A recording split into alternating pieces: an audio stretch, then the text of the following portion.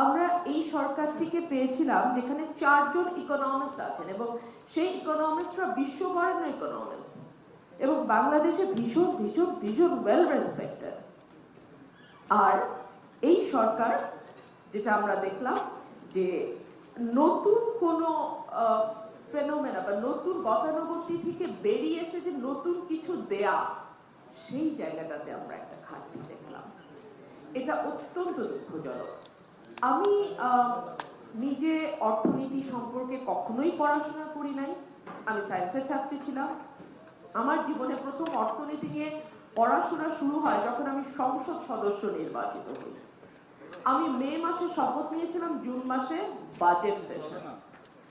আমার মনে আছে আমার হাত পা কেঁপে এমন হয়েছিল যে আমি সারা ঈদের দিন, ওই সময় মে মাসে ঈদ ছিল, মের শেষে বা জুনের শুরুতে, আমি সারাদিন পড়াশোনা করেছি এবং টানা আমার মনে হয় যে শপথের পর থেকে আমি 10-15 দিন সময় পেয়েছিলাম।